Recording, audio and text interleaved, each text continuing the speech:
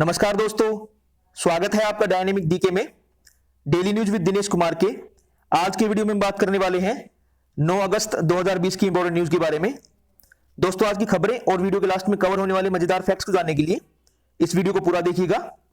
पहले बात करते हैं आज के वीडियो के की अट्रैक्शंस के बारे में, यानी कि उन संस्थाओं और योजना के बारे में जिनका जिक्र आज के वीडियो में आया है। हमारे आज के वीडियो में स्वच्छ भारत अभियान, एग्रीकल्चर इंफ्रास्ट्रक्चर फंड, प्रधानमंत्री किसान योजना, राष्ट्रीय फिल्म विकास निगम, भारतीय राष्ट्रीय फिल्म संग्रहालय तथा children film society of India का जिक्र आया है, जिसे मैंने स्लाइड्स में ही ब्रीफ इंट्रोडक्शन के साथ अलग कलर में हाईलाइट कर दिया है। तो इनके बारे में जानने के लिए आप वीडियो की स्लाइड्स को ध्यान से देख सकते हैं। चलिए वीडियो शुरू करते हैं। प्रधानमंत्री नरेंद्र मोदी ने कहा है कि स्वच्छ भारत अभियान से देश के प्रत्येक नागरिक के आत्मविश्वास और इच्छा शक्ति को बल मिला है। नई दिल्ली में कल शाम राष्ट्रीय स्वच्छता केंद्र का उद्घाटन करने के बाद श्री मोदी ने कहा कि इस अभियान का प्रभाव देश के गरीब आदमी की जिंदगी पर साफ तौर पर देखा जा सकता है। स्वच्छ भारत अभियान ने हर देशवासी के आत्मविश्वास और आत्मबल को एक नई दिशा दी है, नई ताकत दी है, उसको बढ़ाया और इसका सबसे अधिक लाभ देश के गरीब के जीवन पर दिख रहा है। स्वच्छ भारत अभियान से हमारी सामाजिक चेतना, समाज के रूप में हमारे आचार व्यवहार में भी स्थायी परिवर्तन आया है। उन्होंने कहा कि स्वच्छता अभियान से कोरोना वायरस के खिलाफ संघर्ष में महत्वपूर्ण सहायता मिली है। उन्होंने कहा कि अगर कोरोना वायरस 2014 से पहले देश में आया होता तो स्थिति बहुत खराब होती। उन्होंने कहा कि देश की 60% आबादी जब खुले में शौच जाने के लिए मजबूर थी तो सरकार लॉकडाउन लागू नहीं कर पाती। श्री मोदी ने कहा कि पिछले कुछ सालों में देश भर में महात्मा गांधी से प्रेरित लाखों लोगों ने स्वच्छ भारत मिशन को अपने जीवन का लक्ष्य बना लिया है। यही कारण है कि 60 महीने में करीब 60 करोड़ भारतीय शौचालय की सुविधा से जुड़ गए हैं। इसकी वजह से देश की बहनों को सम्मान, सुरक्षा और सुविधा मिली और लाखों गरीब बच्चों को बीमारी से बचने का उपाय मिला। इसकी वजह से देश के करोड़ों दलितों, वंचितों, पीड़ितों, शोषितों, आदिवासियों को समानता का विश्वास मिला है। श्री मोदी ने कहा कि गरीबी, कचरा, खुले में शौच जाने की मजबूरी और दूर से पानी भरकर लाने की व्यवस्था जैसी समस्याओं के खिलाफ एक व्यापक भारत छोड़ो अभियान चलाया जा रहा है। प्रधानमंत्री ने भारत को कचरे से मुक्त कराने के लिए आज से 15 अगस्त तक एक सप्ताह के अभियान की घोषणा की। उन्होंने कहा कि राष्ट्रीय स्वच्छता केंद्र सफाई के प्रति गांधी जी के प्रयासों को श्रद्धांजलि है। राष्ट्रीय स्वच्छता केंद्र का अवलोकन करने के पश्चात प्रधानमंत्री ने राष्ट्रीय स्वच्छता केंद्र के एमपी थिएटर में 36 राज्यों और केंद्र शासित प्रदेशों का प्रतिनिधित्व करने वाले 36 स्कूली विद्यार्थियों के साथ बातचीत की। राष्ट्रीय स्वच्छता केंद्र स्वच्छ भारत मिशन के बारे में ज्ञानप्रद अनुभव केंद्र है, जिसकी स्थापना की घोषणा प्रधानमंत्री ने 10 अप्रैल 2017 को गांधी जी के चंपारण सत्याग्रह के शताब्दी समारोह के अवसर पर की थी। स्वच्छ भारत मिशन ने देश के ग्रामीण क्षेत्रों को स्वच्छ बनाने और 55 करोड़ लोगों के व्यवहार में बदलाव लाने में महत्वपूर्ण भूमिका अदा की है। इस सफलता पर अंतर्राष्ट्रीय समुदाय ने भारत की सराहना की है और यह अभियान अब अपने दूसरे चरण में है, जिसमें देश के गांवों को ओपन डिफेकेशन फ्री, यानी कि खुले में शौच से मुक्त, इससे ओडीएफ प्लस चरण में पहुंचाने पर बल दिया जा रहा है। इस चरण में खुले में शौच जाने से मुक्त स्थिति को पुख्ता करने और ठोस तथा तरल कचरे के प्रबंधन की सुविधा सभी के लिए सुनिश्चित करने का लक्ष्य रखा गया है। नेक्स्ट खबर है, प्रधानमंत्री नरेंद्र मोदी कल 10 अगस्त को चेन्नई और पोर्ट ब्लेयर के बीच undersea optical fibre cable project का उद्घाटन करेंगे। इससे अंडमान निकोबार के पर्यटन के प्रचार प्रसार में अभूतपूर्व मदद मिलेगी और पर्यटक सोशल मीडिया और ब्लॉग के माध्यम से स्थानीय पर्यटन के अनेक पहलुओं को दुनिया के साथ साझा कर सकेंगे। नेक्स्ट खबर है, प्रधानमंत्री नरेंद्र मोदी आज वीडियो कॉन्फ्रेंस के जरिए कृषि अवसंरचना कोष के तहत 1 लाख करोड़ रुपए की वित्तीय सुविधा की शुरुआत करेंगे। वे पीएम किसान योजना के तहत 8.5 करोड़ किसानों के लिए 17,000 करोड़ रुपए के कोष की छठी किस्त भी जारी करेंगे। केंद्रीय कृषि और किसान कल्याण मंत्री नरेंद्र सिंह तोमर भी इस कार्यक्रम में मौजूद रहेंगे।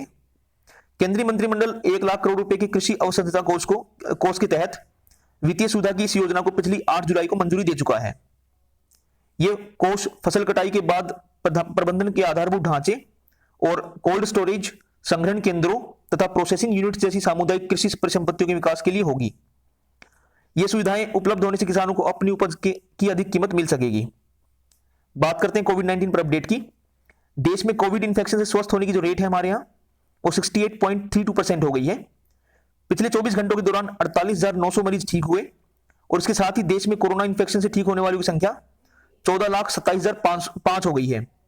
इस समय देश में कोरोना के 6,19,088 मरीजों का इलाज चल रहा है, जो कुल इन्फेक्टेड लोगों का 29.64% है। ये सभी अस्पतालों में चिकित्सा निगरानी में है या घर पर ही पृथकवास में, यानी कि क्वारंटीन में रह रहे हैं। भारत में कोविड डेथ रेट पर 10 लाख की आबादी पर 1469 है, जबकि वर्ल्ड की औसत जो है वो 2425 है। स्वास्थ्य मंत्रालय ने कहा है कि प्रभावी उपायों की वजह से देश में प्रति 10 लाख आबादी पर डेथ रेट 30 है, जबकि इसका जो वर्ल्ड जो एवरेज है वो 91 है। मंत्रालय के अनुसार पिछले 24 घंटों के दौरान देश में कोविड के कुल 5,98,778 नमूनों की जांच की गई और इसके साथ ही अब तक कुल 2,33,00,000 से अधिक सैंपल की टेस्टिंग हो चुकी है। देश में इस समय कुल 1396 लेबोरेटरीज काम कर रही हैं, जिनमें से 460 प्राइवेट लैब हैं और 936 गवर्नमेंट लैब हैं। बढ़ते आगे। बांग्लादेश ने कहा है कि भारत के साथ उसके संबंध ऐतिहासिक और प्रगाढ़ हैं, जबकि चीन के साथ ये आर्थिक मायने से महत्वपूर्ण है। बांग्लादेश के विदेश मंत्री डॉक्टर ए.के. अब्दुल मोमिन ने कल ढाका के मुजीबनगर मुक्ति योद्धा स्मारक परिसर में उपस्थित लोगों को संबोधित करते हुए ये बात कही। उन्होंने कहा कि हमारी जीत भारत की जीत है, हमारा विकास भारत का विकास है और दोनों देशों के संबंधों को कोई बिगाड़ नहीं सकता।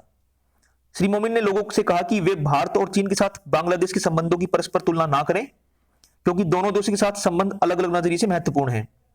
उन्होंने कहा कि भारत बांग्लादेश का एक बड़ा व्यापारिक साझेदार है और बांग्लादेश भारत के साथ व्यापार और बढ़ाना चाहता है।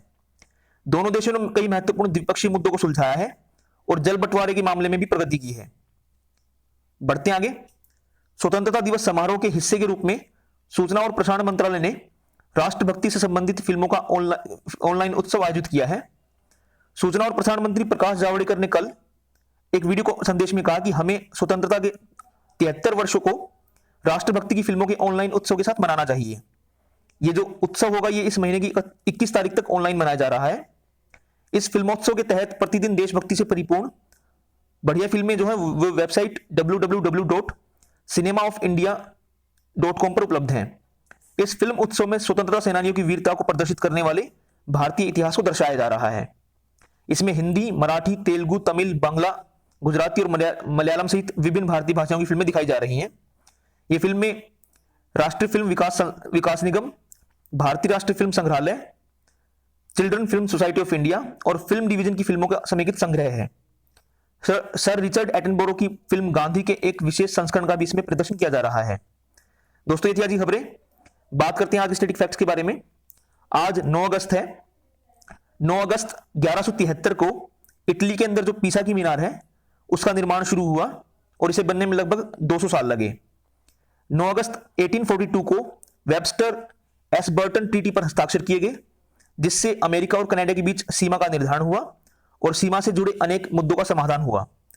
हमें पता है कि अमेरिका और कनाडा के बीच की जो अंतरराष्ट्रीय जो बाउंड्री है वो वर्ल्ड की सबसे बड़ी इंटरनेशनल बाउंड्री है, लगभग 8900 किलोमीटर की बाउंड्री है ये। 9 अगस्त 1854 को हेनरी डेविड थोरो की पुस्तक वाल्डेन प्रकाशित हुई। थोरो को सिविल डिसोबीडियंस की अवधारणा का जनक माना जाता है, जिसका प्रयोग महात्मा गांधी, लियो टोल्स्टॉय और मार्टिन लूथर किंग जूनियर जैसे अनेक लोगों ने किया। 9 अगस्त 1898 को जर्मनी के रुडोल्फ डीजल को अपने इंटरनल कंबस्शन इंजन के लिए पेटेंट प्राप्त हुआ। इसे बाद में हम इसे डीजल इंजन के नाम से जानते हैं। 9 अगस्त 1910 को अमेरिका के एल्वा जे फिशर को इलेक्ट्रिक वॉशिंग मशीन का पेटेंट मिला। ये बड़ी कॉमन यूज होने वाली चीज आज के टाइम। 9 अगस्त 1925 को हिंदुस्तान रिपब्लिकन एसोसिएशन, जिसे बाद में हिंदुस्तान सोशलिस्ट रिपब्लिकन एसोसिएशन के नाम से जाना जाने लगा था, उसके क्रांतिकारियों ने लखनऊ के निकट काकोरी स्टेशन पर ब्रिटिश पोस्टल ट्रेन को लूटा। इस घटना को काकोरी षड्यंत्र के नाम से जाना जाता है। इसके कारण आगे चलकर जहां रामप्रसाद बिस्मिल, ठाकुर रोशन सिंह, राजेंद्रनाथ लाहड़ी और अशफाकुल्ला खान को फांसी की सजा मिली, वहीं सचिंद्रनाथ सान्याल और सचिंद्रनाथ बख्शी को अंग्रेजों ने काला पानी की सजा दी। ये बड़ी फेमस इवेंट रही थी इंडियन इंडिपेंडेंस मूवमेंट में। 9 अगस्त 1942 को मुंबई के ग्वालियर टैंक मैदान से क्विट इंडिया मूवमेंट की शुरुआत हुई। इसके बाद महात्मा गांधी, मौलाना अबुल कलाम आजाद समेत कांग्रेस के अनेक बड़े नेताओं को गिरफ्तार कर लिया गया था। 9 अगस्त 1942 को भाई मोहन सिंह ने मलाया में इंडियन नेशनल आर्मी यानी कि आईएनए की स्थापना की, जिसे आगे चलकर जुलाई 1943 में सुभाष चंद्र बोस ने आजाद हिंद फौज के नाम से पुनर्संगठित किया। 9 अगस्त 1945 को जापान के शहर नागासाकी पर परमाणु बम गिराया गया। यह 3 दिनों के अंतराल पर परमाणु बम का दूसरा प्रयोग था। इससे पहले 6 अगस्त को जापानी शहर हिरोशिमा पर भी ऐसा ही बम गिराया गया था। 21 किलोटन वजनी इस परमाणु बम को फैट बॉय का निकनेम दिया गया था। इसके कुछ दिनों बाद 15 अगस्त को जापान ने सरेंडर कर दिया था। हमने अपनी 6 अगस्त वाली न्यूज में भी कवर किया था कि लिटिल बॉय के नाम से जो बम गिराया गया था उसका नाम हिरोशिमा पे जो गिराया गया था उसका नाम निकनेम था लिटिल बॉय और इस वाले बम का नाम था फैट बॉय। 9 अगस्त 1965 को सिंगापुर ने स्वयं को फेडरेशन ऑफ मलेशिया से अलग कर लिया।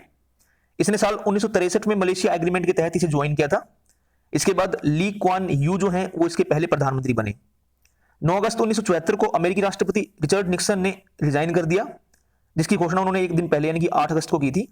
इसके बाद उपराष्ट्रपति गिरार्ड फोर्ड जो हैं वो अमेरिका के 38वें राष्ट्रपति बने। अमेरिका में रूल है कि अगर राष्ट्रपति रिजाइन करता है तो अपने आप जो उपराष्ट्रपति होता है उसको राष्ट्रपति का पद मिल जाता है। 9 अगस्त 1999 को जापान की संसद, जिसका नाम डाइट है, उसने एक कानून बनाया जिसके तहत हिनोमारू जो है उसको राष्ट्रीय ध्वज यानी कि नेशनल फ्लैग, और किमी गा यो है जो उसको नेशनल एंथम के तौर पर मान्यता दी गई। 9 अगस्त 2016 को भारतीय राज्य मणिपुर की इरोम शर्मिला द्वारा मानव इतिहास की सबसे लंबी भूख हड़ताल 16 वर्षों के अंतराल के बाद समाप्त की गई। 9 अगस्त 2017 को अमेरिका के व्हाइट हाउस के बाहर विरोध के प्रतीक के रूप में एक जायंट इन्फ्लेटेबल चिकन खड़ा किया गया, एक पुतला कह सकते हैं इसको, जिसकी आकृति राष्ट्रपति डोनाल्ड ट्रंप से मिलती थी। ये अमेरिका में फ्रीडम ऑफ एक्सप्रेशन कितना मजबूत है इसके बारे में ये दिखाती है बात। 9 अगस्त 1970 को प्रसिद्ध स्वतंत्रता सेनानी त्रिलोकीनाथ चक्रवर्ती की डेथ हुई। उसके अलावा 9 अगस्त को हम international day of the world's indigenous peoples मनाते हैं।